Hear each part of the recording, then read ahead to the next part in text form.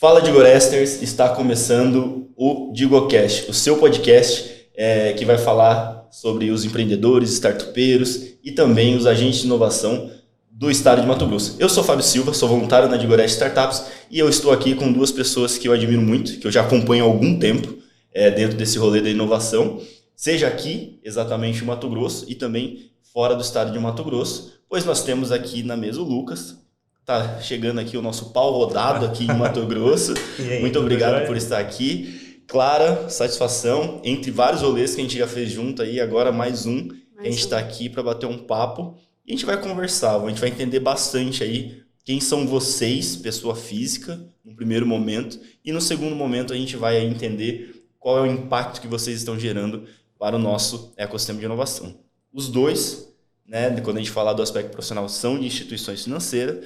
Então, a gente fez questão aí de trazer vocês porque são duas instituições financeiras que, de certa forma, ajudam muito o nosso ecossistema.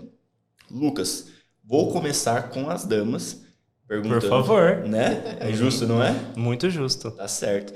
Então, claro, eu queria entender de você aí, que você contasse para nós, assim, quem é a Clara, de onde ela veio, né, como foi a infância dela, se ela era arteira, se ela não era arteira, brincou muito na rua, jogou bet, arrancou a tampa do dedão, essas coisas assim. A gente quer conhecer você, porque eu sempre tô falando aqui, a galera vê a gente sempre nos eventos ou trabalhando e acha que a gente é aquilo, mas na realidade a gente tem toda... Pensou que a gente brotou ali, né? Nasceu dentro do palco ali ou trabalhando na frente do computador, mas não, a gente tem umas pessoas por trás, então fica à vontade para contar um pouquinho para nós aí, e eu vou sempre puxando um pouquinho mais porque a gente é curioso. Beleza.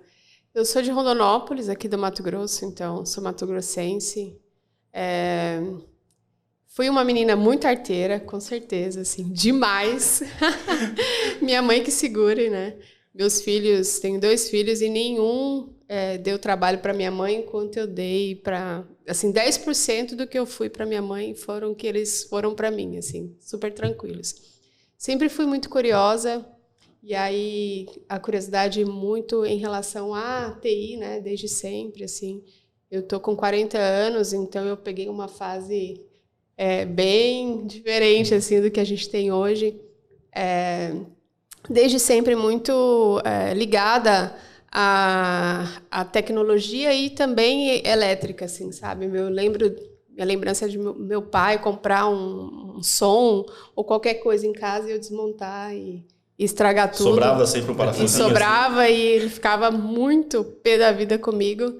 E sempre nessa vibe, assim, sabe? De realmente estar uma criança bem atenta, assim, a tudo. Então você já se considerava desde criança uma maker?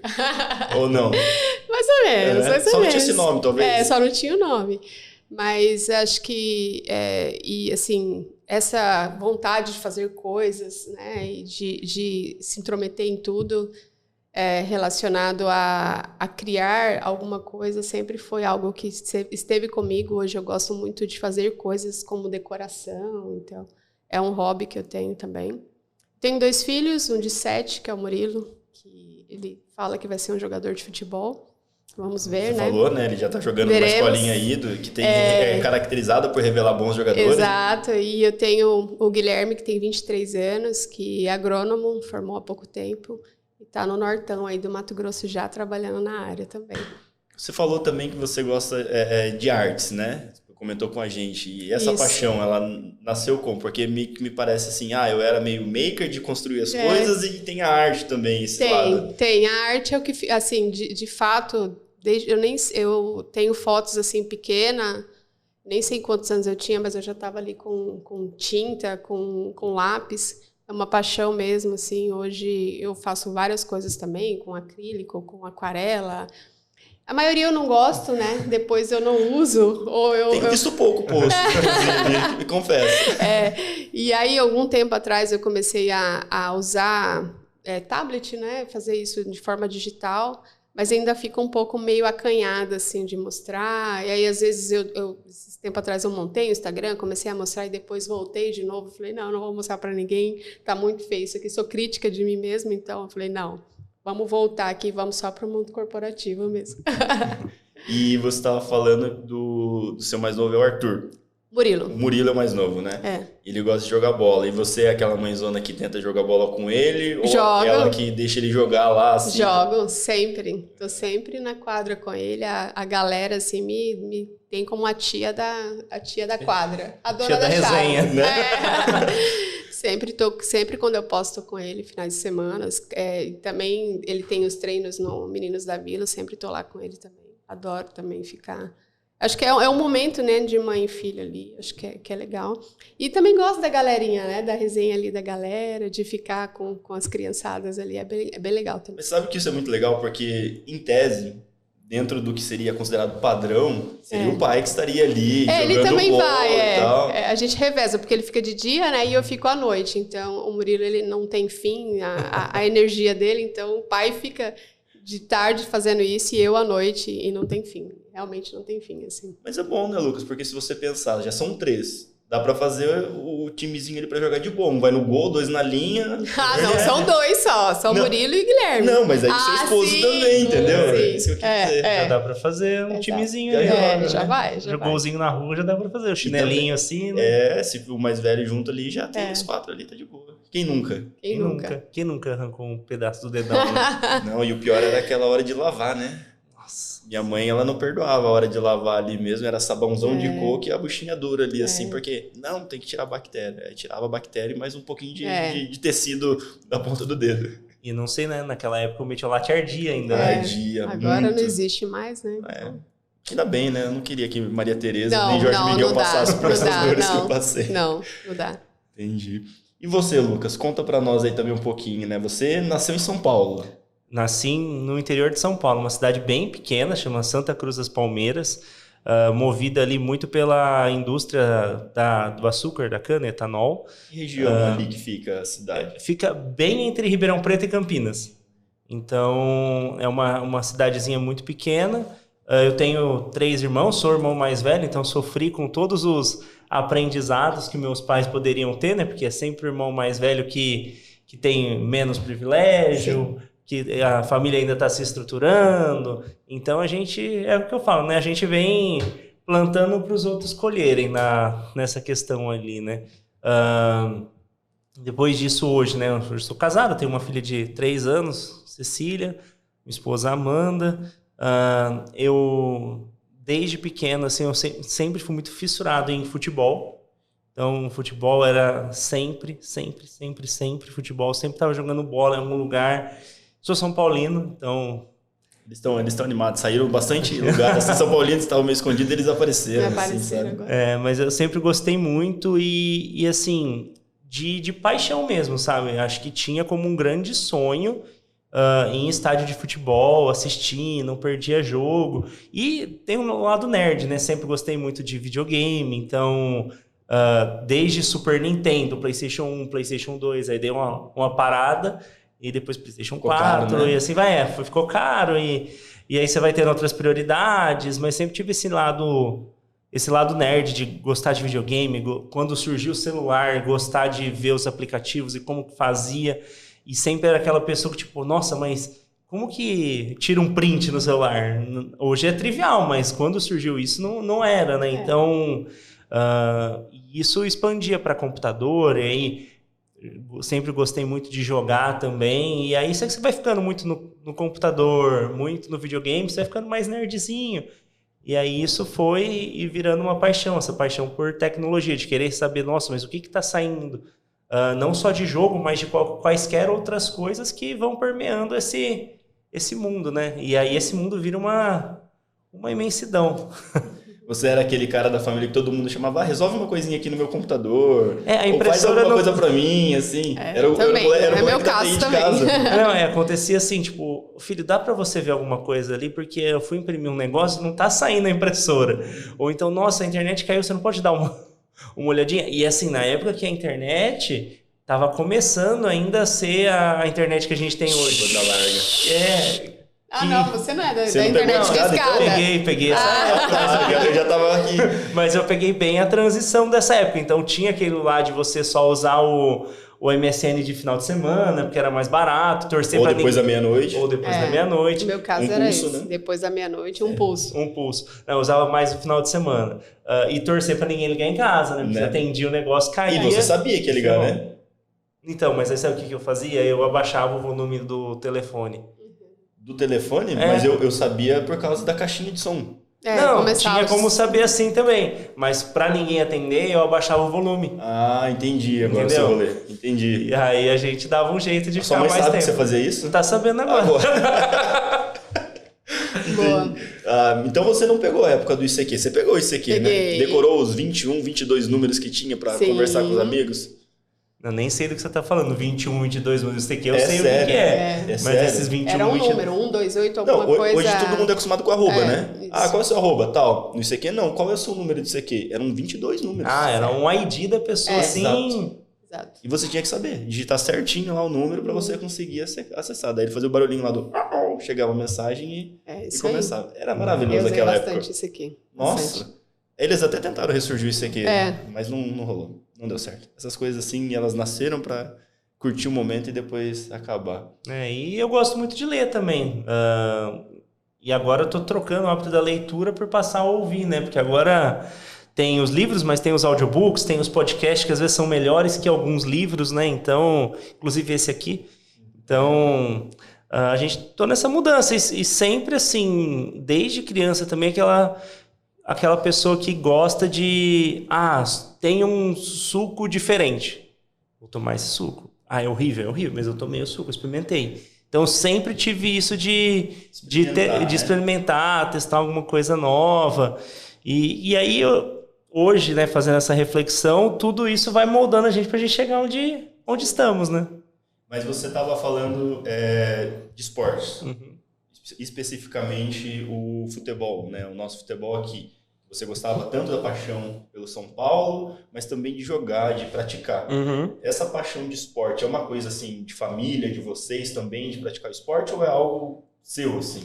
Não, o meu avô, por parte de mãe, eu não cheguei a conhecer. Mas diz minha mãe que ele era tão fissurado por futebol e pelo time quanto eu. O mesmo time que você torce? O mesmo time que eu torço. E eu não cheguei a conhecê-lo. Então... não tem isso. Sobre praticar esporte, minha mãe foi jogadora de vôlei, diz ela que das boas, e também contam as pessoas que foi, e eu lembro de estar sempre num ambiente assim por conta dela, sabe? De ir jogar, tá em quadra e tudo mais. E aquele negócio, né? Gosta de assistir o futebol, gosta de jogar o FIFA no videogame. Você vai querer jogar bola também. Era bom? Aí já é outra coisa, mas se esforçava. O importante é isso, tem que se esforçar. Eu tive muitos amigos que eram bastante esforçados. Exatamente. E sempre completava o time, era bom.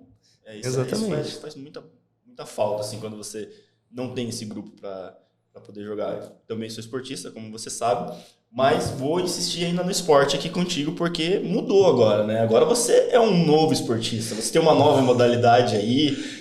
Conta pra nós essa nova paixão do esporte aí. Então, tem uma nova modalidade, eu tô descobrindo o esporte porque jogando bola, eu acabei rompendo o ligamento do joelho, que é jogador, né? Acontece com os melhores, eu né? até ia ser profissional, mas aí eu machuquei o então, joelho, né? Foi tipo isso, a história que você tá contando. Então, quando eu tava no começo da faculdade, lá com 18 anos, eu rompi os ligamentos do joelho, aí você sabe, né? O Hexa não veio por conta disso. Mas hoje eu tô começando aí a retomar uma paixão que nasceu ano passado, que é o beach tênis. Olha aí. Então, assim, é um esporte assim que para mim é muito legal porque ele é muito dinâmico. Você não percebe que o tempo tá passando, você consegue não se ligar tanto no calor, principalmente aqui, que tá presente a todo momento. E mais do que isso, eu vejo que é algo, pensando assim no bem-estar físico mesmo, queima muita caloria. Areia, então ele vai unindo assim, o útil ao agradável, é bom para fortalecer o joelho, inclusive, né? Então, você chegou a fazer a cirurgia? Cheguei, tenho Beleza. 2 pinozinhos aqui bem colocados, já tem 8 anos essa cirurgia, né? Então... tá bem cicatrizado ali. Tá pronto pra jogar. Dividimos mais uma coisa em comum, então. Só que no meu caso foram os 2 que eu precisei fazer. Dois? Os 2 joelhos. Mas e você, Clara? Além de ajudar o filhão na hora do treino do futebol, tá praticando alguma atividade também? Aí? Não. Não? Deveria, mas não estou. Todo não. mundo, né? Mas assim, rotina e tal? Não, deveria. Toda semana eu faço um compromisso comigo mesmo, mas eu não cumpro. Não tá cumprindo. Não cumpro. Eu falo, vou caminhar, vou na academia. Tem algum tempo que eu tô pagando academia. Se eu pudesse que alguém fosse lá por mim, né? Mas então não, você não tem tá naquela como. nova modalidade do patrocinador de academia. Patrocinador de academia. Exato. Eu sou esse cliente ótimo para a academia. Mas né? você deve estar no plano básico também. No básico, paga, eu não vou. Tem o plano Master que você vai uma vez com 10 looks diferentes. E aí você tira fotos do tá pago. Entendeu? E aí depois você só posta, não precisa mais se preocupar. Ai, gente, olha, eu tô na pendência aí, viu? E preciso. Todo mundo precisa, né? Mas assim, acho que o 40 bateu aqui, eu preciso cumprir essa meta, que é uma meta também de 2024. Eu fiz inscrição na Corrida de Reis e não fui. Você conseguiu a inscrição e não foi? E não fui. Olha só. E é super bonito, você tá ligado já? Não, tô ligado. E não fui. Um amigo meu que fez, que a galera foi lá da L5 e eu não fui. Mas sabe que eu ouvi um podcast na semana passada, acho que foi na sexta-feira, inclusive, que tem um estudo que diz que a segunda sexta-feira do ano é chamada do Dia da Desistência, o Killer's Day, porque é quando grande parte das pessoas que fizeram promessas de ir na academia, fazer várias coisas assim, o ano que vem eu vou fazer, esse ano começou eu vou fazer, e na segunda sexta-feira elas já mataram... Deu dia 12? Porque deu dia 12. Ai, cara, juro pra você que eu fiz o compromisso de não beber álcool esse ano, e no dia 12... Eu bebi. Então, e aí ele fala que acontece muito isso nessa segunda sexta-feira, das pessoas abandonarem. Tipo, já que eu fiz o compromisso do álcool e eu bebi, agora eu vou beber o ano inteiro. Já estraguei mesmo a promessa. Que legal, isso aconteceu comigo. Então, tá vendo? Eu não tava colocando muita fé, ó. Mas, já tem um case comprovando. Mas tem aquele lance também do poder do hábito lá, né? De que... 21 dias. 21 dias, né? Então, 14 ali também é esse limiar ali. Porque dali pra frente cumpre mais uma semana. Em tese, o hábito vai ser formado, né? Isso, Legal. Que bom, cara. Eu gostei aí de conhecer um pouquinho mais esse lado pessoal de vocês, tá? E agora, agradecer o Sicredi Ouro Verde aí, que acreditou no projeto da comunidade, acreditou realmente que o fato da gente buscar mostrar às pessoas massas, dar visibilidade e voz para elas aqui do nosso ecossistema de inovação, seria algo que impactasse a comunidade. Então, mais uma vez, muito obrigado, Sicredi.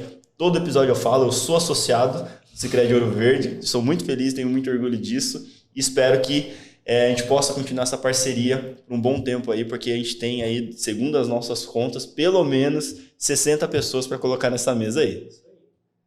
Massa, hein? 60 pessoas? 60 é gente, hein? Pensa. Gente. Se a gente, fazendo conta, se nós fizéssemos um podcast semanal, a gente teria 1 ano de podcast. Uau. Olha só. Então, assim, é bastante gente para conversar, bastante papo. Tem várias temporadas, hein? Tem várias temporadas aí. Vamos lá, vários parceiros conversando já, vamos ver o que tem no futuro aí. Aguardem. Mas vamos falar do lado profissional de vocês. Eu queria, então, entender um pouquinho assim, como vocês falaram, né? Pô, fui curioso, fui maker, montava e desmontava, sempre quis experimentar alguma coisa nova. Isso caminhou vocês para o curso que vocês fizeram ou não teve nada a ver? Assim, vocês, não vou fazer esse curso mesmo, deu a louca ali e é isso que eu queria fazer. Como que foi a sua escolha aí? Bom, a minha escolha por curso era que eu queria fazer alguma coisa relacionada à tecnologia. Tão simples quanto, então beleza, engenharia, ciência da computação, esse tipo de coisa. Mas também não tinha nada muito certo em relação a isso. E aí começou a surgir, eu fazia cursinho numa cidade vizinha minha, que chamava Pirassununga, e os professores começaram a falar de vários tipos de curso. Aí falaram, não, por que você não faz na faculdade que tem aqui, né? Que lá tem um campus da USP.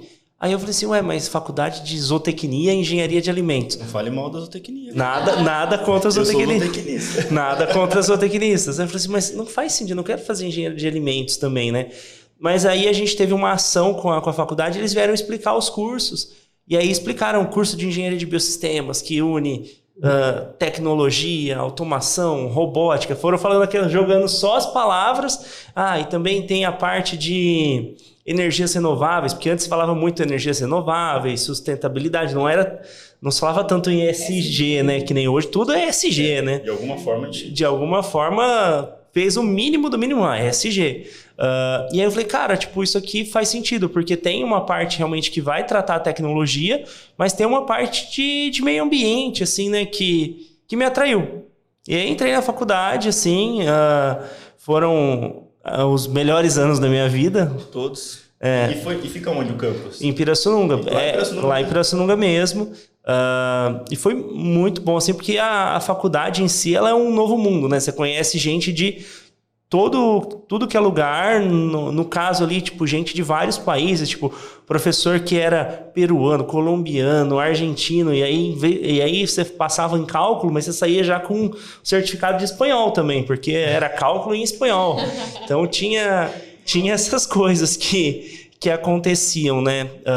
E aí, tudo que a faculdade pode oferecer de experiência, né? Atlética, empresa júnior, e a empresa júnior começa a ter um contato realmente mais profissional, de você tentar de alguma forma empreender, né? Estando na faculdade, prestando algum serviço, tentando achar cliente, então tinha todo esse... Você fez parte da ISEC, aquelas coisas? Não, a ISEC eu não fiz parte, eu fiz parte da Atlética no primeiro ano da faculdade, e aí foi o ano que eu ferrei o joelho. E aí eu falei assim, talvez agora não vai... Eu tô curioso, assim, eu tô querendo saber como foi essa ferrada de joelho aí, assim. A gente tava fazendo treino de vôlei. E aí o que acontece? Sério, se vocês estavam praticando sério, não foi pelo... Não foi rolê. Cachaçada, não era um futebol de bêbados, assim, da faculdade. Não era futebol de bêbados, era um treino. Sabe aquela coisa de acabou o treino, todo mundo vai embora, mas sempre tem meia dúzia que fica vamos fazer mais um joguinho, né? Eu fazia parte dessa meia dúzia, vamos fazer mais um joguinho. E aí eu fui pular assim num bloqueio e eu caí em cima do pé de outro cara. E aí eu caí torcendo e assim, dor.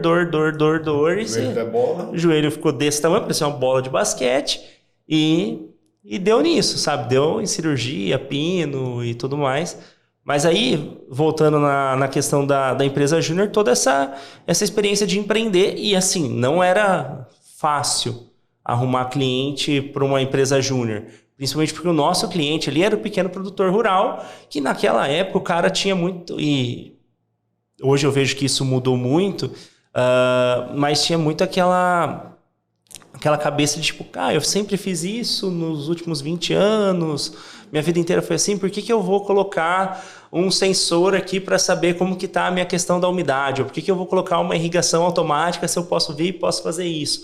Essas conversas que... A Clara é do agro aí, talvez ela tenha algumas considerações. Essas conversas que a gente tinha na época, e aí nessa de querer achar um cliente, que a gente sempre falava, não, a gente precisa conseguir receita, que a gente teve a brilhante ideia de participar de um hackathon da Embrapa. Foi o primeiro hackathon que eles fizeram, Ideas for Milk. Ótimo hackathon. Para buscar soluções para toda a cadeia produtiva do leite. E a gente falou assim, viu, por que a gente não se inscreve nisso?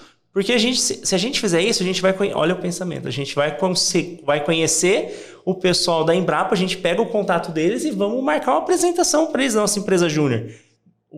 Ou seja, empreender não era a primeira opção. Não, vencer o hackathon, alguma coisa assim, não era... Não, a gente queria ter os contatos, a gente queria network, só isso. Aí precisamos achar um problema, né? Aí a gente achou um problema referente a mastite. Para quem não sabe, é uma inflamação que dá no teto da vaca e com isso sai sangue no leite e também sai menos. E para fazer esse diagnóstico, não sei se hoje tem uma tecnologia diferente do que era antes, mas além do exame na época não ser barato, ele levava um tempo para ficar pronto. E a gente, como na formação tinha essa questão de inteligência artificial, análise de imagens, a gente montou meio que um softwarezinho na época. Foi 2015 ou 2016. Poxa, ele é muito novo, né? 2015. Se eu vou contar a minha época da faculdade. Foi 2015 e 2016. A gente quer saber. Que aí a gente fez basicamente um softwarezinho ali que tirava... A gente pegou uma câmera termográfica, tirava a foto do teto da vaca. E aí isso vinha pro nosso programinha ali, que usava uma lógica fuzzy, e ele entregava depois, com uma assertividade de 90 e poucos %, a probabilidade daquele animal estar com mastite ou não. E beleza. esse era o nosso, fizemos isso, colocamos num PowerPoint muito bem feito, diga-se de passagem, e mandamos. Do nada chega um convite, vocês foram convidados para fazer parte, não era nem pitch que falavam na época, outro nome, uma apresentação lá na Regional de São Carlos. E aí São Carlos, para quem não sabe, tem uma outra... Polo, né? Tem um outro polo da USP, então tinha aquela rixa entre duas faculdades diferentes. E a gente chegou lá e quem tava? A galera da faculdade de lá. E para nossa surpresa, a gente venceu lá e teve uma final nacional em Brasília. E do nada, a gente tava em Brasília apresentando assim para pessoas importantes da Embrapa, que eu não lembro quem são agora, o nosso projeto ali que a gente olhou e falou assim, gente, a gente está competindo realmente com empresas, com startups na época, e a gente era um grupo assim de estudantes que só queriam um contato para fazer uma apresentação que não tinha nada a ver com aquilo. Ficamos em quarto lugar, não recebemos investimento, o investimento era até o terceiro lugar, que era o prêmio, tinha investidores anjo. Na época eu lembro que eu peguei um contato de um cara e tava lá, investidor anjo. Eu falei, nossa, mas o que é isso? O que será isso? O que será isso? Porque assim, 2015 não era o hype, você falar de VC, por exemplo. Não. Era só lá na Faria Lima mesmo. Exatamente. E aí começou esse contato com a inovação. Tão simples quanto isso, assim, que começou esse mundo muito louco. Sabe uma coisa que é legal até de compartilhar? Que o Lucas, desde quando ele chegou em Mato Grosso, né, ele vai falar um pouquinho disso mais pra frente da trajetória dele em Ambev, a gente se conectou ali. E, vamos dizer assim, né, o santo bateu e a gente vem se tornando cada vez mais amigos. Mas eu não tinha noção do nível de similaridades de coisas em comum que perpassam pela nossa vida. Por exemplo, eu me inscrevi como zootecnista para um simpósio em Pirassununga, onde eu apresentei um artigo que teve uma menção honrosa lá, que era da concentração frigorífica dos frigoríficos do Brasil. Eu apresentei lá em Pirassununga. Foi a ocasião que você deve ter participado também dessa festa maravilhosa que se chama Cabaré.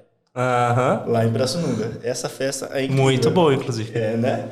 Os homens só podem entrar de mulheres e as mulheres só podem entrar do jeito que elas quiserem. Então, é uma festa que vale muito a pena. Então, assim, Pirassununga também, mesmo que um pouquinho, também fez parte da minha vida. Aquela cidade é muito boa. E a Clara, conte a sua história aí para nós, assim, dessa formação, de escolher o curso. Eu queria ser arquiteta, né?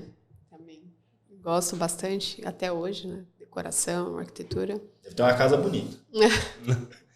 É verdade. Eu mexo bastante, né? E acho que também porque meu pai tinha material de construção, assim, acho que era todo um enredo para isso, né? Mas como em Rondonópolis não tinha, e minha mãe já percebia essa minha inquietação na área de tecnologia, ela mesma foi lá e me inscreveu numa faculdade que tinha lá em Rondonópolis para ciências da computação. E aí ela só me avisou no dia, assim, tal dia tem um vestibular para você ir. E eu fui. E como eu já tinha meu filho de 23, né? Eu entrei na faculdade, ele já tinha 1 ano. Eu não tinha como ir para outra cidade, né? Eu tinha que ficar por lá. E aí, assim, o período da faculdade foi um pouco diferente, porque eu já era mãe solteira. Eu tinha casado, mas eu acabei separando. E era mãe solteira, então eu não tive esse momento, assim, de faculdade, né? Que eu já estava trabalhando também, já era um pouco diferente.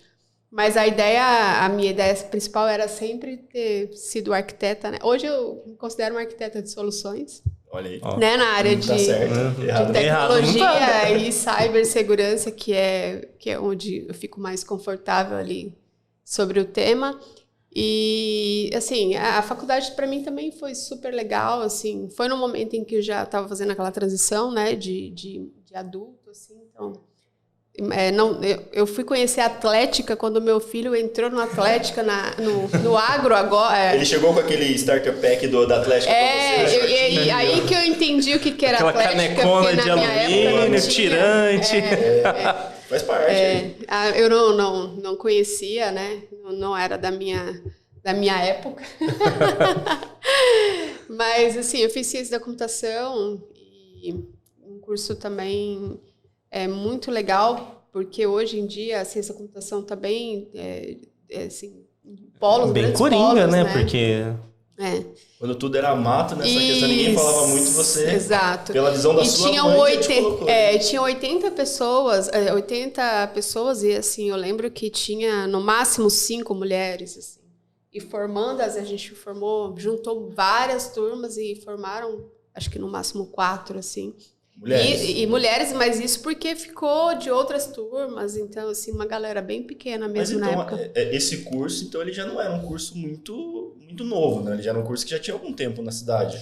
Ele ficou pouco tempo, assim, até, assim, acho que ele deve ter ficado uns 7, 8 anos só, e depois o MEC descredenciou várias faculdades na época, e aí se tornou, não ciências da computação, porque aí você é bacharel e é cientista, né? Aí veio sistemas de informação, engenharia, outras nomenclaturas, e que a grade era um pouco mais enxuta. Essa era uma formação de 5 anos, e no meio do curso, no final, mudaram para 4. E aí tinha uma parte de algoritmo, exatas, álgebra booleana, que era uma coisa louca, assim. Mas, assim, mudou e para sistema de informação. E acho que hoje são poucas faculdades que têm ciências da computação e bacharelado também. Tem umas matérias na faculdade de exatas que você entra pensando que você vai ver números, você olha na lousa, só tem letra. Nada a ver, né? Nada a ver, parece aula de português com tanta letra, né? Eu tive cálculo 1 e cálculo 2 e eu achei já um absurdo, assim. Eu tive até cálculo 3 também, e essa tal da álgebra booleana é o que me pegou na época. Assim. Sério, eu não sabia desse nome pra não, mim. E tem umas coisas na faculdade, né? Eu fiz uma matéria, eu lembro até hoje, chama Fundamentos da Estrutura Eletrônica da Matéria. Olha... Isso é tipo física quântica. Uhum. O que isso me agregou? Tipo, pouquíssima coisa. Tipo, no meu projeto de estágio na Ambev, dava para usar isso aí. E acho que o pessoal da graduação me odeia até hoje, porque perguntaram para mim na defesa do TCC. Do TCC não, da defesa do estágio. Se aquela matéria era útil, eu falei assim, olha, eu vou ser bem sincero, alguma parte daquilo eu usei, mas tirando isso... Nada. E outra coisa que foi útil é que tem, num universo mais nerd, fazem piadas do tipo... Não sei se vocês já ouviram aquela expressão, isso aí, que é tipo aquele gato de Schrödinger, por exemplo. Não, que é uma história que fala que é o gato numa caixa. Só que você não sabe... Eu li alguma coisa recentemente sobre isso. Se o gato tá vivo ou se o gato tá morto. Você só vai saber se você abrir. E aí você pode abrir... E aí você abre, ele tá vivo, ou você abre, ele tá morto. E é um paradoxo. Não é daí que começa a se falar de multiverso? Exatamente. É por aí, né? Eu lembro que eu cheguei nessa leitura por causa de multiverso. Exatamente. É aí que começa, tipo, E assim, tipo... Sei... engraçado, quando eu tava vindo pra cá na segunda-feira, tipo, o parceiro no carro falou assim, não, porque isso aqui é meio tipo o gato de Schrödinger, né? Eu falei assim, viu, mas você sabia o que é isso? Aí ele falou assim, como assim? Eu falei assim, não, isso é física quântica, assim. Ele falou assim, não, tá bom, podemos parar de falar desse assunto. Eu só sabia que era bonito. Só sabia que usam uma expressão. Entendi. Massa. Mas, claro, você tava falando, tentando aí, né, trazer a sua infância, a curiosidade, essas coisas. E na faculdade, você manteve isso, assim, seja numa iniciação científica, em um estágio? Você falou que trabalhava também. Sim. Trabalhava na área ou era um outro trabalho para cobrir custos? Assim, como é que era essa questão? Eu comecei trabalhando, não na área, comecei trabalhando numa central de regulação de saúde, né? Para liberar medicamentos na época da prefeitura lá de Rondonópolis. Mas, assim, sempre... A curiosidade sempre seguiu, né? Eu cheguei e tinha uma impressora matricial imprimindo cada cheque que vinha da consulta médica da pessoa do SUS, né? Então, para cada consulta tinha um valor que você calculava ali para pagar e se gerava um cheque. E aí eu falei, não é possível que essa pessoa está digitando tudo isso e digitando a impressora e saindo cheque a cheque, né? Eu acho que com uns 10 dias que eu estava lá, eu dei um jeito de fazer uma mala direta no Excel, com Access, na época, né, Microsoft Access, que na época era... E resolveu o problema e falei, não vou ficar fazendo isso, eu me recuso a chegar aqui e ficar fazendo um negócio manual. E aí, de primeira, assim, eu automatizei, mas... na verdade, eu estava começando a faculdade ainda, não tinha nem tido ainda, era mais curiosidade mesmo E nessa época, para você pesquisar algo nesse sentido, era difícil, né? Era na tentativa e erro ali, basicamente. E eu acho que sempre apliquei, assim, sempre foi uma inconformada de ver coisas, assim, que poderiam ser ou melhoradas ou automatizadas. ou no sentido de trazer um prazer melhor ali para você estar executando aquela atividade do que ficar fazendo uma coisa que um robô poderia fazer, né? Então, acho que isso sempre caminhou comigo desde de pequena, assim. E durante a faculdade também, eu não pude fazer tantos projetos científicos que eu realmente trabalhava, e tinha um filho, então eu estava ali. Eu trabalhei numa agência de marketing na época, atualizar PHP. Eu saía da faculdade e ia para essa agência, aí os jornalistas me mandavam tudo que tinha que publicar, aí no PHP puro na época, e eu me virava, né? Trabalhei um tempo nessa agência que foi bem legal, que eu tive contato com algumas outras coisas que eu não tinha na época, né? O marketing ali já... já tava ali, você abre e começa a abrir um pouco, né, a mente, tinha né? curiosidade, né? Já estava no curso ali já de ciência. E aí já começou a pegar a parte do marketing, então acho que ali para empreender foi um pulo, né? Aí com um ano mais ou menos que eu estava, acho que no meio do ano na faculdade, eu mudei de trabalho, fui para o estágio no CPD da prefeitura, né? Já fui para a área de tecnologia também, na época. Aí eu lembro, assim, que eu saí desse lugar que era a central de regulação. Eu ganhava R$ 1.600 para ganhar R$300 de estagiária no CPD. E aí todo mundo falava, meu Deus, é louca, né? E na época, né? R$300 como estágio na prefeitura do CPD. E lá realmente consolidou essa questão da ciência da computação. Eu me apaixonei por tudo de infraestrutura, banco de dados. Eu lembro que por muito tempo eu fazia fechamento de folha de funcionário da prefeitura no SQL, na mão, assim, porque o sistema dava um BO pra caramba e eu ficava lá e adorava aquilo. Durante a faculdade, realmente eu não tive grandes projetos, assim, para entregar, porque depois eu fui... de lá, eu já fui direto trabalhar na AMAGE, eu participei ouvi falar da AMAGE na época, né? E fui lá na cara limpa, assim, entreguei meu currículo. Na época que a gente entregava currículo ainda, né? E aí, assim, deu certo, entrei. Então, era bem corrido, assim, sabe? Durante a faculdade inteira, já estava ralando bastante. Mas é isso que moldou a Clara de hoje, né? Isso que é importante dizer, né? Ralou pra caramba lá. E aí, já seguindo, então, você já começou a falar da AMAGE ali, né? Foi lá, entregou seu currículo, aí foi um processo... Como que foi isso aí? Você entrou e tá praticamente assim... Eu conheço a Clara praticamente da AMAGE. Só tem dar sucesso também lá, né? Mas é outra parte do voluntariado que você faz também. Sim. Mas eu lembro de você muito da AMAGE. Para mim, você está muito associada à AMAGE. E isso começou ainda lá em Rondonópolis para você. Exato, lá em Rondonópolis. Entrei na área de tecnologia, né? E por pouco tempo já virei analista de infraestrutura e segurança. E aí era diferente porque na época ouvia-se falar em mulheres na área de tecnologia, mas muito na área de sistema, né? De desenvolvimento. Agora na área de infraestrutura e segurança, desbravando aí o Brasil inteiro com filiais da AMAGE, armazém, com infraestrutura link, roteamento, essas coisas, não tinha muito, né? Então eu me sentia bastante sozinha também nessa época, que eram 50 homens e uma mulher no departamento, e isso sempre foi algo comum para mim. Assim. Nunca foi diferente disso. E entrei na AMAGE e fiquei por lá por 15 anos, então, passei por alguns cargos até ser gestora da área. E foi um período super interessante, assim, porque lá eu tive a oportunidade de ver junção da AMAGE com outras empresas, aquisições...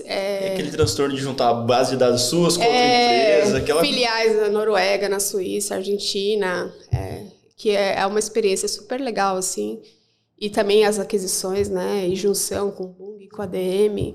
É um laboratório muito interessante, experiência assim que você realmente, uma multinacional, que você consegue alcançar tudo isso praticamente de uma vez só, né? Porque o negócio era realmente rápido, assim. Então, um DNA da AMAGE é essa velocidade também de aquisições, de ampliar o escopo, né? Você é agressivo mesmo no mercado. É agressivo. Inovador, agressivo. Tem que ser, né? Não é à toa que tá lá no top 5. Pioneiro, né? A gente fala que é pioneiro, né? Isso é uma característica da AMAGE como um todo, né? Da muito. Família e da depois família. da empresa e tal, né? Isso hoje importante. mesmo eu estava falando com o pessoal de uma operadora que, assim, praticamente 70% de onde essa operadora foi com backbone foi a Mage quem pagou para ela ir. Porque né, não existia e a Mage precisava abrir escritório, armazém, indústria, e assim, não tinha outra forma a não ser subsidiar, né, essa infraestrutura. E assim, a Mage fez muita coisa para isso, por ser pioneira mesmo, né? E foi assim, esses 15 anos foram maravilhosos, porque para mim a experiência, né, que eu carrego para a vida inteira, assim, de vários cenários de tecnologia, vários cenários de negócio, é muito legal. E, assim, foi seu primeiro emprego. Já começou ali, galgou tudo isso, foi crescendo. Eu sei que aí eu posso falar abertamente, virou uma referência para toda a mulherada ali, também para os homens, obviamente, né, de mulher na tecnologia. E aí agora, mais recentemente, né, eu me lembro, eu acho que a gente já tinha começado a se conectar nesse momento, eu estava em um hub, né, e a Mage era mantenedora desse hub, né. Eu lembro de duas coisas assim que me marcaram dentro dessa trajetória que eu pude acompanhar de você, né. Uma, de você empreendendo, outra você saindo e depois você voltando para cá, né? Teve esse lance aí, Teve né? esse rolê aí. Conta pra gente um pouquinho também. Chegou num momento, assim, que para mim eu precisava olhar outro cenário, né? Viver outra coisa. Eu entendi que eu precisava mudar ali o escopo e fui para uma empresa de varejo, que é o Grupo Aldo Locatelli, que assim, foi sensacional, porque você sai do agro e vai para o varejo, você leva um susto assim, tão grande, porque assim, ticket baixo, velocidade, volume, consistência, assim, que, por exemplo, problemas que eu tinha na Mage, que eu poderia ter mais tempo para resolver, no varejo, 15 minutos que um sistema fica fora, você perde uma receita considerável. Então, assim, foi uma mudança da água para o vinho, assim, realmente de escopo e que me fez mais ainda prestar atenção em olhar o que realmente era escopo que a gente poderia ou diminuir, alterar, para que a gente conseguisse ali, de certa forma, dentro da empresa também praticar uma inovação, né? Então, no Grupo Aldo, eu fiquei lá 3 anos, trabalhei na área de tecnologia e acabei criando a área de inovação, né? A gente criou um espaço colaborativo físico mesmo, porque eu acredito que essa questão de você ver, né, dos primeiros aqui, né? Verdade. E que trouxe esse viés de que a gente precisava pensar nisso, né? Inovação. Por lá eu fiquei 3 anos com esse modelo de trazer a galera da operacional para pensar, né? Que quem está ali, que sabe, que está no ralo ali o dia inteiro, que sabe realmente o que pode ser melhor ou o que pode trazer de inovação. Então, foi bem legal porque mudou um pouco a cabeça, assim, sabe? Hoje eu falo com a CEO, que é uma amiga pessoal hoje, ela fala assim, Clara, assim, uma mudança total, assim, a gente começou a pensar realmente em inovação. Com o movimento, a gente, na época, foi aberta uma nova empresa, uma joint venture com outras empresas também para trabalhar como fintech, porque assim, eram tão gritantes todos os pontos que tinham a sinergia ali com o mundo financeiro, em que o sistema, os hackathons que a gente rodou na época, deixou muito claro, deu à luz assim, todas as oportunidades de novos negócios que a empresa tinha, né, para serviços. Isso foi bem legal porque realmente mudou um pouco o DNA, né, não só ali da venda de diesel, de combustível, mas também para a linha de serviços, que foi bacana, foi uma experiência super legal. E aí eu comentei que agorinha, né, falei assim, não bastante eu queria ter essa experiência de trabalhar em São Paulo. Aí fui para lá, fui para uma empresa lá em São Paulo, fiquei lá por 1 ano para ter essa experiência, né? Saber, meu Deus. Morar na Faria Lima, né? É isso mesmo. Ela falava, a gente conversava mesmo, ela estando lá em São Paulo, ela falava, nossa, é totalmente diferente, eu fico meio que no bairro aqui, assim, rodando, quando eu preciso fazer alguma coisa, né? Assim, no início eu me senti uma menina do interior na capital, na grande metrópole, né? Não deixou de ser, porque saiu do interior e chegou lá, né? Mas foi legal porque, assim, quando a gente olha pro eixo ali, né, onde Faria Lima, você tem uma impressão de que você, deslocado, você não tem o mesmo conhecimento, a mesma experiência, e isso é mentira, né? A gente tem, assim, a mesma capacidade, isso foi legal para confirmar algumas coisas que eu tinha. E depois de um ano, a L5 Bank, que é onde eu estou hoje, que é a fintech da Magi, tinha uma oportunidade para voltar como gerente de TI. Me chamaram, né? E aí eu fiquei naquela, vou, não vou. E era essa loucura daqui de São Paulo. Mas eu gostava bastante, sabe? De São Paulo e da cultura, assim, de sempre ter algo para fazer. Eu curti bastante, assim. Eu adorei, assim. Até brinquei com o pessoal. Falei, tem como fazer home office? Eu ficar aqui, trabalhar aí, mas ficar aqui. Porque... Se a pandemia tivesse vindo antes, quem sabe? Exato. Tinha. E aí, foi até depois, assim, da pandemia, mas como era um cargo de gestão, ficou nessa questão de vir, né? Acabei voltando, aí o pessoal, meu Deus, você falou tanto de ir, agora já tá voltando de novo. Que isso, né? É a vida, gente. É a vida. E aí, assim, né, tô na L5 há 1 ano e meio, e é um desafio super legal, porque é um ecossistema do agro voltado ali para instituição financeira, né? A gente olhar realmente para as dores do agro, né, para ver o que mais ou menos o que o Sicredi faz também, né? Mais ou menos não, é o que o Sicredi faz. Olha só. E somos concorrentes, né? Ombro a ombro aqui. E assim, a Magi, olhando para o seu ecossistema, entendeu que poderia dar um suporte financeiro também, né, para esse produtor, teria ali vantagens para isso também.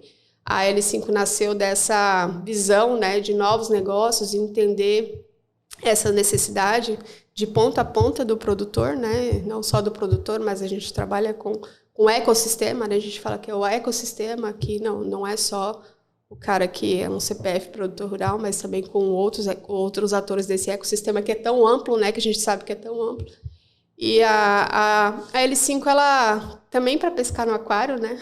Que a gente fala muito desse termo lá, porque assim, é rentabilizar um cliente que já é da Magi, fazer um cross-sell ali, né? Mas também é ampliar e trazer ali novos clientes e ampliar com tecnologia. A gente tem a base em tecnologia, né? Desburocratizar e facilitar alguns processos como aquisição de crédito, CPR.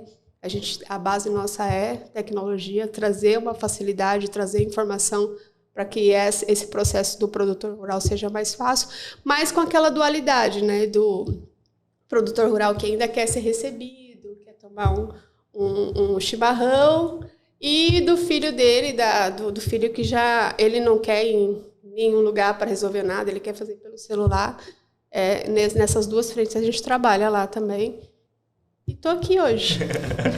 Mas é legal que tem até uma brincadeira, assim, né? Que a gente vivia comentando, que basicamente hoje, se você entrar no prédio da Magi do primeiro ao último andar, o produtor ele sai com tudo que ele precisa. Exato. Da safra dele ali, tá feita, né? Tá feita, exato, é isso aí. Então, criou-se... É um ecossistema inteiro. Exato, exatamente. Mas assim, é visão... E aí, só para complementar, desde como você estava falando, do cara que é o parceiro já, né? Mas o cara que é vamos dizer igual o Quebra, não vou especular para ver o que tem, né? Exato, Não, e assim, essa semana a gente estava falando sobre o El Niño e todos os problemas que ele está trazendo para o produtor rural. E assim, as instituições parceiras, elas vão ajudar o produtor nesse momento, né? Eles estão sabendo o que está acontecendo e estão acompanhando tudo. É o nosso papel ali também. É conhecer, e assim, a gente fala muito desse conhecer seu cliente, né? Mas é conhecer essa necessidade e ajudá-lo no momento também de que ele está perdendo alguma coisa ali. E o nosso papel é esse, no ecossistema do produtor. Mas, Clara, a gente estava aqui fazendo contas na nossa cabeça, né? Você com seus 40, eu com os meus 35 e o Lucas. Tão novinho. Quantos anos você tem, tão Lucas? Novinho, mas você pega o currículo dele, assim, os lugares que ele passou, as coisas que ele fez na trajetória profissional dele, é incrível. E aí eu queria que você, Lucas, agora não revelasse a sua idade. Não é essa. Não, agora eu quero saber. Por isso que eu comecei a pergunta assim. Mas eu queria que você falasse para nós aí, né? Porque é uma trajetória que eu acho muito incrível. Né? E com certeza você foi uma pessoa muito capaz, tem todos os méritos para ter trilhado esse caminho até chegar aqui na Sicredi Ouro Verde. Bom, vamos lá. Primeiro, eu tenho 29 anos. Ali. Eu tava fazendo esse cálculo aqui também. Esse ano eu faço meus 30, tá? Olha, festão então, né? Eu acho que é justo, né? Será? Olha. Ele é 5 anos mais velho do que meu filho. Fica no ar. Mas vamos lá. Eu comecei na Ambev, então, como estagiário. E o legal desse processo do estágio na época da Ambev é que você entrava como estagiário, só que você não sabia, e não sei se é assim até hoje, provavelmente seja, porque era um negócio que dava muito certo. Você não sabia para qual área você ia. Eu sabia que eu ia entrar e trabalhar com alguma coisa relacionada à planilha, tecnologia, esse tipo de coisa. Mas a gente ficou ali 40 dias num programa de estágio, rodando, conhecendo tipo, todas e várias áreas, e aí no final a gente podia escolher assim, não escolher, mas falar, se você pudesse escolher uma área para você ir, qual área você iria? Aí eu, depois de rodar várias áreas, né, eu falei assim, cara, eu acho que eu iria para uma área que chamava, não era TI, mas vamos falar TI, que era a parte que era uma parte mais de infra, que era algo que tinha mais parecido com isso. E coloquei. E aí na hora que a pessoa ali do RH veio falar, né, falou, fulana tal área, não sei o que, tal área. Lucas, vai para a área de Advanced Analytics e Innovation. Eu falei assim, mas nem tinha essa opção. Nem tinha essa opção. Que área que é essa? Porque era um universo totalmente novo, né? E aí, beleza. E era assim, o prédio tinha um hall, assim, um salãozão, assim, bem na entrada dele. A gente conheceu toda a parte que ficava, assim, umas 1.000 pessoas do lado esquerdo e tinha uma outra parte que ficava umas 80 pessoas no lado direito que a gente não passou ali. Onde que era onde eu ia trabalhar? Naqueles 80 que eu não fazia ideia do que acontecia lá, né? E aí, na época, eu cheguei falar assim, não, beleza, eu vou ser o estagiário aqui, né? Aí ia ficar com a área, na época, toda a área de inovação é super grande, né? Tinha 3 pessoas. E aí, na época, o cara que ficava junto ali, que ele era um especialista, falou, cara, beleza, o seu projeto vai ser esse, já o gestor liga para falar com você. E era o Bruno. Bruno foi meu primeiro gestor. E aí já falou, cara, tipo, o seu projeto é esse, explicou mais ou menos o que ia ser o projeto de estágio.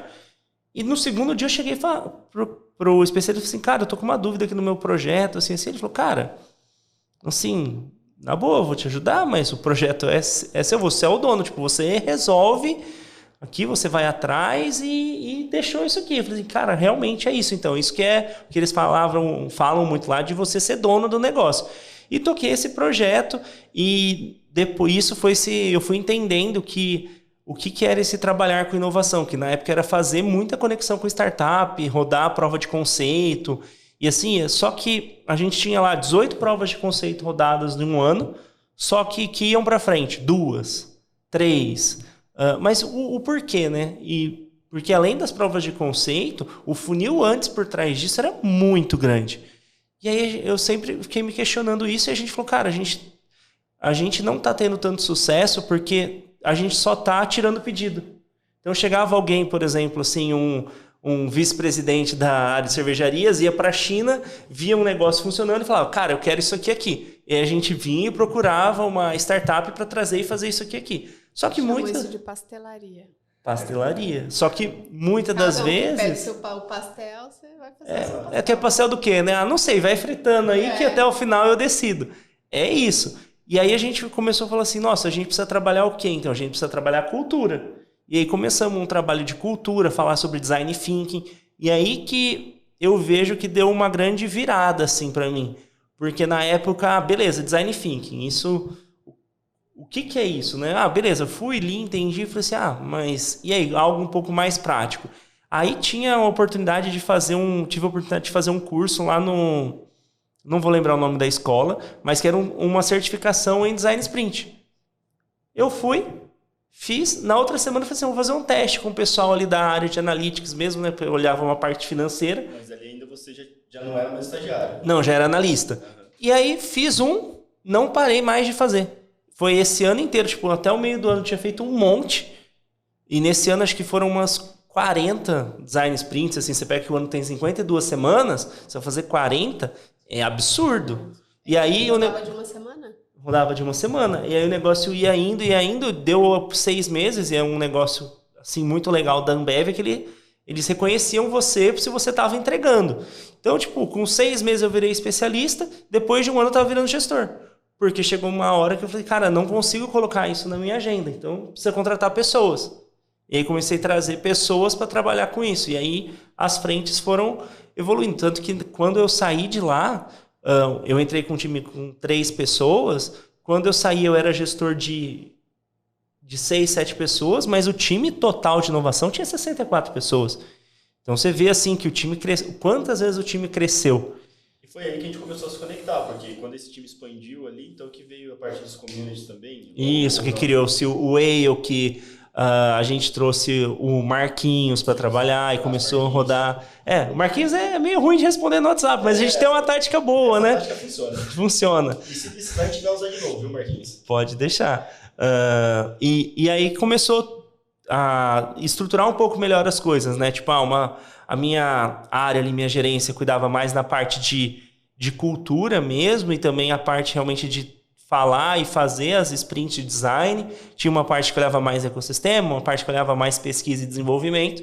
E aí, depois disso, a gente começou e criou-se uma nova área de produto mesmo.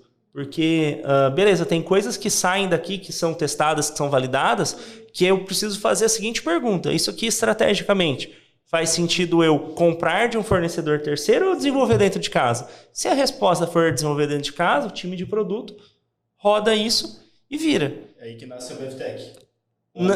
A AmbevTech surgiu no meio do caminho, assim, porque foi um movimento muito assertivo que a Ambev fez também de entender que não fazia tanto sentido ficar contratando fornecedor terceiro e sim produzir isso dentro de casa.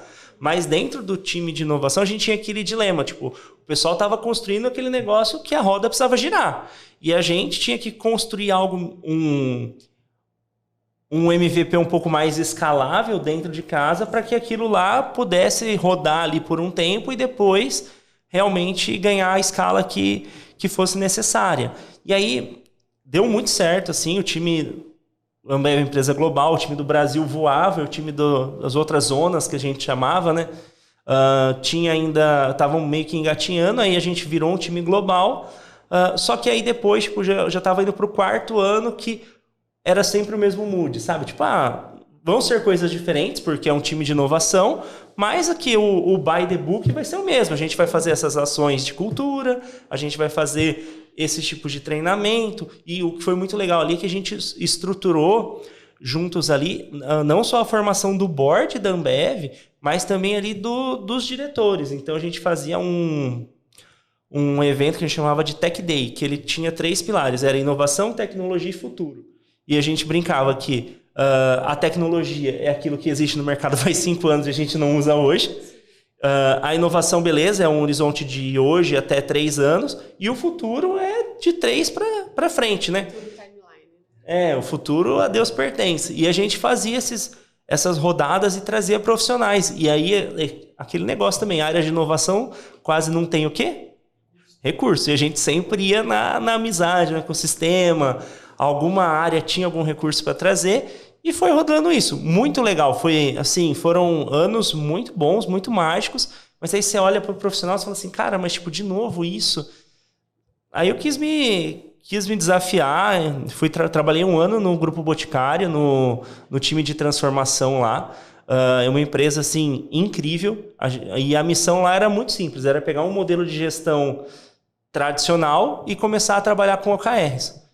Só que quando você fala isso, tipo, beleza, só que é plausível de fazer. Só que lá aconteceu muito rápido. Em 1 ano, a empresa inteira saiu de um modelo tradicional e começou a olhar um modelo ágil, trabalhar por OKRs, fazer gestão de portfólio.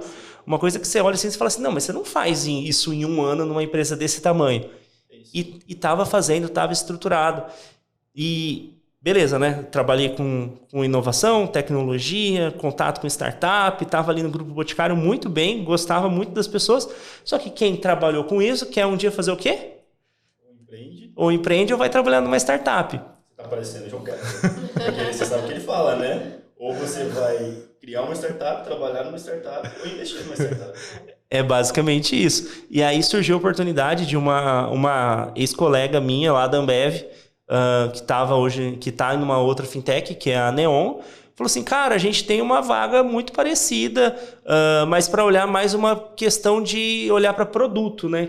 Que é desenvolvimento de tecnologia. Que eu falei, cara, tipo, acho que isso faz sentido para mim, porque junta coisas que eu gosto, que é estar numa startup, que vai ser um ambiente completamente diferente, que eu nunca tinha tido a experiência, desenvolver tecnologia, e eu sempre tive assim um quê com mercado financeiro. Alguma coisa. Sempre que tinha que escrever algum projeto, alguma coisa, era um projeto de open banking, era alguma coisa assim. Então eu falei assim, não, vamos experimentar esse mercado financeiro, né?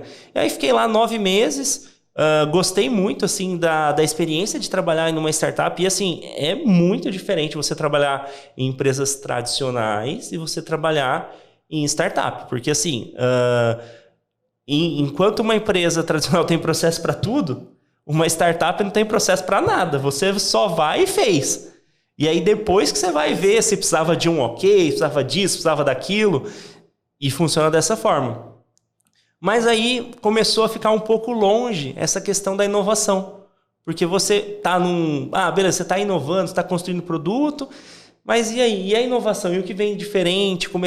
Foi a época que começou a ser lançado o ChatGPT, e eu via que aquilo me chamava muita atenção. Eu falei, cara, eu preciso voltar a trabalhar realmente com inovação. E aí eu comecei a olhar oportunidades, até que um dia apareceu lá no LinkedIn, Sicredi Ouro Verde, MT. Eu falei, cara, Sicredi, né? Eu não sabia que o Sicredi da minha cidade era diferente do Sicredi da outra. Não entendia muito essa questão de como funcionavam as cooperativas. Mas conversei com o pessoal, mas você precisa vir morar aqui no Mato Grosso. Falei, 3 anos morando em casa já, né? Trabalhando arrumado só da cintura para cima, de pijama da cintura para baixo. Bora... Dá uma mudada. Bora pro Mato Grosso. E aí fez 9 meses ontem que estamos aqui, que eu tô na Sicredi. E um desafio enorme, porque a gente tem todas as instituições financeiras tradicionais, a gente tem as fintechs, e a gente tem um grande desafio também, e não só nós, mas todas as instituições financeiras, que hoje essa parte de bancarização ela está se expandindo para todas as empresas. Sim. Porque as fintechs, fintech não é só aquela empresa que é um banco digital. A fintech é uma empresa que fornece um serviço de tecnologia para uma instituição financeira. Exato. E isso é um conceito que poucas pessoas têm. E com hoje você vê várias outras empresas que são de outros setores, têm ali os seus serviços financeiros. Você pode falar de Starbucks, você pode falar de Amazon, você pode falar de Magalu. Todas essas empresas têm isso. Então a gente tem muitos desafios, e a inovação vem muito para solucionar esses desafios, né? Mas não adianta, eu estava até comentando aqui com a Clara, tipo, não adianta você querer trazer inteligência artificial, todas essas buzzwords que existem nesse mundo, se não tiver cultura, porque no final é pessoas que estão ali, né? Então, a gente fala muito, nosso principal desafio é cultura, são pessoas, a gente está tendo um relacionamento com o ecossistema que é importante também, porque as pessoas formam os ecossistemas, né? Então, esse é o trabalho e um pouco aí da minha história. Também rodou, né? Rodou bastante. É massa. E a gente, assim, né, como comunidade, a gente acaba sempre olhando para vocês, das instituições privadas que estão dentro do nosso ecossistema, a gente olha para vocês e vê que vocês poderiam nos ajudar. A coisa mais óbvia do que está acontecendo aqui é o patrocínio do Sicredi para esse podcast. Que, como a gente já falou, a gente vai dar voz e visibilidade para a galera massa que está fazendo coisa interessante para o nosso ecossistema. Então eu queria, assim, agora, ouvir de vocês dois, né? Eu já tenho um pouquinho, assim, eu pude acompanhar, inclusive, um pouquinho do que a Clara fez lá dentro da Mage, a L5 principalmente, mas do Lucas agora também conhecendo. Eu queria que vocês falassem para a nossa audiência, né, o papel de vocês dentro desse relacionamento, dentro desse pilar de iniciativa privada, dentro do nosso ecossistema de inovação. O que o Sicredi está fazendo além desse podcast aqui? Porque eu vou adiantar para vocês, tem coisa, e não é só aqui. Tem muita coisa, e o principal ponto, desde que eu cheguei, é a gente entender o que o ecossistema precisa. Porque é muito fácil como, não só a instituição financeira, qualquer empresa, qualquer corporate, você pegar e falar assim, preciso de 10 mil reais para um patrocínio aqui, 5 mil, 20 mil. Isso daí, beleza. O patrocínio é o mais fácil, mas você entender como que você realmente ajuda a desenvolver aquela comunidade. E não é só comunidade de startups, aquela comunidade local mesmo. Porque, de novo, as pessoas que estão lá, que de uma forma ou outra vão ser impactadas por aquilo que você está fazendo. Então a gente tem um propósito, construir juntos uma sociedade mais próspera. E essa sociedade mais próspera passa por isso. Então a gente tem vários tipos de ações, como o DigoCast aqui, a gente vai apoiar várias outras, seja HackMT, questão de parque tecnológico, parcerias com o Sebrae, Senai, o Sistema S como um todo. Mas mais do que isso, a gente... Hackathon, a gente fez um hackathon para 150 pessoas, mas giraram ali mais de 300 pessoas no final de semana. E tem muita coisa legal ainda por vir, mas a postura tem sido muito de ouvir o ecossistema. Porque, sendo bem sincero, não adianta chegar, por exemplo, e querer colocar um hub numa cidade que não precisa de um hub, ou um hub numa cidade que não comporta mais um hub. E isso é o que tem muito, porque quando chega uma instituição para trabalhar com isso, a primeira coisa é, preciso materializar um prédio aqui. E aí você vai e... aquela obra do prefeito, né? Exato, você vai e faz um hub, ou você vai e faz alguma outra ação. E aqui a comunidade, porque se você colocar um hub lá que vai competir com os outros hubs, ou que não tem a necessidade de ter esse hub, vai virar um elefante branco. Aí virou realmente uma obra pública, né? Então, a nossa postura em relação ao ecossistema tem sido muito essa. E mais do que isso, que o ecossistema também nos veja muito mais do que uma instituição financeira. Que o Sicredi não é só isso, não é só sobre dinheiro. É realmente entender que a gente está lá e que a gente pode auxiliar de outras formas. E a gente está aberto para isso. Eu acho que é bem importante, e mais importante tornar público isso para todo mundo, em dois aspectos. O primeiro dele é que o Lucas, quando ele chegou aqui em Mato Grosso, por ter uma conexão prévia via Way ou lá da Ambev, ele até me procurou, e aí a gente já conectou o Henrique, e uma sentada que a gente ia conversar, sei lá, 1 hora, a gente passou uma tarde conversando e falando, você precisa conhecer isso aqui, você precisa falar com aquilo, e ele basicamente foi camelando por esses outros atores do nosso ecossistema, justamente para fazer o que ele acabou de falar. Ele entendeu um gap ali que tinha para poder ajudar, né? E o próprio podcast é uma ação dessas, e a gente fazendo o podcast é justamente para entender como a gente pode fazer esse podcast, e o Sicredi também entender como ele pode trabalhar. Então a gente está experimentando juntos aqui, porque provavelmente numa próxima temporada é mais de um host, é um host do Sicredi, é um host da Digorest, para a gente poder ir promovendo esses diálogos, esses bate-papos. Então, é um pouco disso, assim, né? Olhar por esse lado de não ficar sombreando, né? A gente teve um episódio que vai ao ar antes do de vocês, que a gente estava com o Sistema S. E é muito legal o jeito que o Sistema S de Mato Grosso tem trabalhado de buscar não criar competição e mais criar sinergia. Uma coisa interessante, falando do ecossistema como um todo, é a gente entender como que todos esses atores conversam. Porque se você parar para pensar, o Sistema S tem várias ações legais, seja startup, seja hackathon, seja uma aceleradora, seja o que quer que for, seja os SWs, se você olhar isso numa linha do tempo, eles têm que fazer sentido para as pessoas que vivem na comunidade. Porque senão você vai fazer um SW, um hackathon, aí depois você começa a fazer uma incubação, um startup, depois vem outro hackathon, aí como que isso fica na cabeça das pessoas? Você não evolui.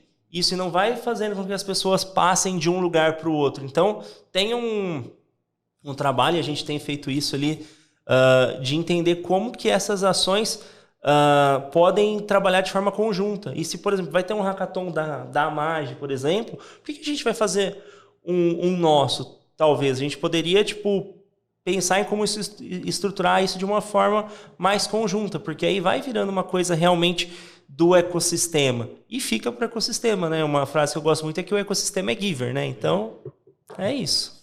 Massa. Legal. E é claro, lá dentro da L5 Bank, a Mage também, A gente já olhou, a gente já viu vocês apoiando algumas ações de ecossistema, fazendo ações próprias, inclusive, né, para estimular também o empreendedorismo, o intraempreendedorismo. Mas conta para nós aí, conta para toda a nossa audiência aí também, como que é esse papel que a Magi vem tentando se posicionar ou vem se posicionando no nosso ecossistema. A Magi tem um lado social de projetos através da fundação, né, da fundação da FAUME, muito grande, muito extenso, amplo, assim, é realmente expressivo. A atuação da FAUME em todo o Brasil é algo super legal, assim, e até acho que vocês deveriam chamar alguém da FAUME aqui para falar um pouquinho, porque é realmente um trabalho muito bonito, assim, e que está rompendo barreiras com um trabalho. A gente tem uma cientista social agora, que é a Lupita, que está mudando um pouco, né? Essa questão de ter mais diversidade dentro do ambiente, né? O tema diversidade é o tema que até foi o tema da festa de comemoração e é o tema desse ano da AMAGE. Então, assim, o trabalho consolidado da AMAGE é muito amplo com relação à comunidade. Com o AgriHub também, né? Há muito tempo ali dentro do AgriHub. A L5 é uma instituição pequena ainda, né? 6 anos de atuação. O ano passado a gente participou do comitê dos hackathons internos, né? Trazer um pouco que o Lucas falou de cultura, né? Trazer internamente uma cultura, fazer a galera da ponta pensar, né, em inovação, que acho que foi um marco assim, para a corporação como um todo, né? Se a gente fez uma estaca ali, falou, daqui para frente a gente tem... processo, né? Exato. Foi lá da ponta. Isso. O funil foi afunilando. Foi, E depois disso foram feitos com o time que se formou com o comitê de inovação, eles rodaram com a UFMT também um tema sobre CSC, Central de Serviços Compartilhados, para resolver alguns problemas ali endereçados por essa equipe, que também trouxe bastante resultado. E que, de novo, né, sobre cultura, né, trazer as pessoas de dentro da empresa, levar e ter essa interação e pensar novamente em inovação. Acho que é um trabalho muito importante. A L5 ela está se posicionando, né, agora, assim, trazendo mais esse viés de que a gente precisa dessa colaboração de todo o mundo do ecossistema para conseguir trabalhar e não internamente, né? Hoje a gente está montando um plano de desenvolvimento para isso, para começar a ter mais atuação no ecossistema, não só do Mato Grosso, mas também de forma geral. Fazer tipo aquela comunicação tipo dos community mesmo, né? De se relacionar Exato. com essa galera, essa comunidade, seja os produtores rurais. E porque não é só para produtor rural, não né? Qualquer só. pessoa pode também estar lá no L5 Bank. Né? Exato. Assim, é muito voltado para o ecossistema. A gente já teve varejo, né? Vocês têm varejo, né? A gente já teve varejo, mas hoje não temos mais. É muito voltado para um convite mesmo, que tem que fazer sentido a essa interação, até para a gente ter essa experiência diferenciada, né, de outras instituições que trabalham no varejo. A gente realmente está nichado dentro do ecossistema para trazer essa experiência de anos da Magi, né, ali dentro, conhecendo esse cliente, essa necessidade, trazendo para o cliente da L5 também. Uma curiosidade agora que me passou aqui. A FAUME é Fundação André e Lúcia Magi. O L5 Bank tem alguma coisa a ver com André e Lúcia ou não? Sim, André e Lúcia e os 5 sócios, os 5 irmãos, que são os 5 sócios da L5 Bank. Não sei se vocês já comunicaram isso, mas para mim eu não imaginava que era né? Mas Achei legal. André e Lúcia. Que massa. Acho que era a Magi Serviços Financeiros, aí na época do C6 Bank, Nubank, aí mudaram o nome para L5 Bank. Deu uma rejuvenescida boa, né? Ficou bem legal. Dá um outro nome, sim, né? Sim, com certeza. Galera, papo massa. Gostei de conversar com vocês. E o que eu sempre tenho tentado aqui também, quando eu converso com vocês, é olhar algumas coisas que para mim caracterizam muito os convidados ou o convidado, né, que está aqui. Para mim ficou muito explícito em vocês, assim, né? Vocês são pessoas, são curiosas e adeptas à experimentação. Então, acho que com isso, eu não vejo melhor lugar para vocês estarem na posição que vocês estão, trabalhando como gerente de inovação e processos, né, do Sicredi. A Clara está como gerente de TI e produto, né? Exatamente. Eu acho que vocês estão no lugar certo, porque é isso que precisa. E mais ainda, né? O ecossistema precisa de vocês. Então saibam que a Digorest vai continuar um relacionamento com o Sicredi, a Digorest vai procurar a L5 Bank, e a gente vai aí tentar fortalecer cada vez mais esses projetos da comunidade do nosso ecossistema como um todo. Mas, antes da gente encerrar, gostaria que vocês aí deixassem a mensagem final para vocês, para a nossa audiência aí, falassem para eles aí, encorajassem eles, estimulassem eles a olhar, né? Porque às vezes algumas pessoas olham para a gente é aquele bichinho estranho assim, né? Que inovação, empreendedorismo e tal. Então, deixa uma mensagem aí para esse pessoal que está nos assistindo e também nos ouvindo. Bom, a gente falou muito aqui que é sobre pessoas, né? E a comunidade, ela precisa de pessoas.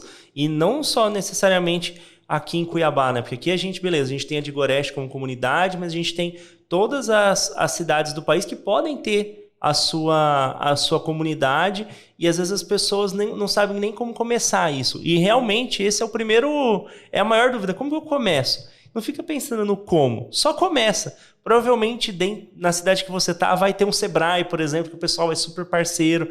Então vai atrás e ajuda a fomentar isso. Porque, não, de novo, comunidade, ecossistema, precisa ter as pessoas que estão lá e estão atuantes. E sempre vir e trazer pessoas novas. Porque senão a gente sempre fica com aquelas cartinhas carimbadas, né? É sempre o Fábio, é sempre a Clara, é sempre o Lucas. E isso é muito importante para fomentar esse movimento de inovação. E é para todo mundo. Não tem, assim, uma persona que está nesse movimento. Se você tem a curiosidade, se você se sente atraído por isso, eu vejo muito pela história da Viviane, por exemplo, que está na comunidade. Pega, vai atrás, participa, tem muita oportunidade de trabalho voluntariado, mas já tem um hackathon, tem alguma coisa, você vai se encontrando e aí, do nada, você vai estar falando umas expressões meio em inglês, porque faz parte do ambiente, né? E é isso. Então, a mensagem que eu deixo é essa. Se você ouvindo o nosso papo aqui ficou interessado, quer trabalhar realmente com inovação, não precisa você ver uma vaga na empresa tal, assessora, analista, assistente, gerente, coordenador, diretor, o que é que seja. Vai atrás, vai trabalhar numa comunidade, porque isso provavelmente vai te dar uma experiência muito rica e depois as oportunidades vão surgir. Porque, de novo, o ecossistema se fala. O ecossistema conhece as pessoas. Então, às vezes, só conversando ali, você já sabe o que está surgindo de oportunidade ou não, o que é uma fria ou não. E aí você embarca. Então, a minha mensagem é essa. Acho que eu vou usar meu exemplo aqui de como eu entrei no ecossistema. Eu gerente de TI, puro gerente de TI, né? Que tinha ali SAP para instalar, algumas coisas assim. E, de repente, me vi o mundo falando de inovação. Eu falei, cara, que bicho é esse? O que é isso? O que é Startup Weekend? E aí eu vi alguma coisa sobre e procurei a Carolzinha, né? Ela falou, não, vai rodar um Startup Weekend aqui, acho que foi no Pantanal, na Arena Pantanal, o Women. E aí eu falei, cara, eu quero fazer qualquer coisa. Você pode me colocar para limpar o chão que eu quero ir, porque eu quero saber o que é. E foi assim que aconteceu, assim, ela me chamou, na verdade até fui patrocinadora na época também, mas estive lá no backstage mesmo para entender o que estava rolando, o que era, como funcionava, e eu acho que é esse ponto, assim, aí da Carol, já conheci o Fábio, já conheci todo mundo, e aí logo depois já participei de várias mentorias em vários locais aqui também. E aí depois a gente rodou o SW Centro-Oeste também, com a Sergiana, né? E que foi uma loucura também. E aí não parei mais, né? Hackathon um em cima do outro, um em cima do outro. E eu acho que esse passo, né? Que foi simples ali, falar com a Carol, entender e entrar. Eu entrei no SW Women sem saber nada do que era. Assim, eu fui lá para aprender. E aí, acho que em alguns momentos se despir também, né, do que você ali para aprender também. Eu acho que é uma coisa que eu venho sempre lendo também, a reaprender a aprender, né, que é algo que a gente tem que falar também. E é sobre cultura e pessoas nessa mesma linha que o Lucas falou, né. Carolis é um patrimônio do estado de Mato Grosso, né, quando a gente fala de inovação. E ela vai estar aqui, ela está na nossa listinha de convidados para estar aqui. E não necessariamente, no seu caso, foi a Carol, mas poderia ter sido várias outras pessoas que já estavam envolvidas dentro disso. E, gente, é bem o que eles falaram, se reúnam em qualquer lugar e comecem, se for para fazer uma nova comunidade ou para entrar numa comunidade já existente. Então, Lucas, obrigado de novo, mais uma vez, uma satisfação incrível conhecer e saber que a gente tem mais, né, coisas em comum do que antes. E, claro, você também aí sempre foi uma referência para mim, uma referência para várias outras pessoas dentro do nosso ecossistema, da nossa comunidade. E eu agradeço de coração por ter topado o nosso convite aqui. Espero que vocês gostem do resultado final, quando ele estiver disponível, tá? E assistam, compartilhem e nos ajudem aí a fazer esse projeto perdurar por muito tempo. Beleza. Certeza. Com certeza. Boa. Então, Digoresters, esse foi mais um episódio do nosso podcast. Que bom que vocês chegaram até aqui. Curtam, compartilhem com a galera. Faça esse conteúdo chegar ao máximo de pessoas possível. E se quiser, manda um feedback para nós aí. A gente vai tentando melhorar. Se tiver convidado para estar aqui na mesa, manda para a gente também, que a gente vai super atender os pedidos aí. Tá bom? Muito obrigado, um abraço e até a próxima.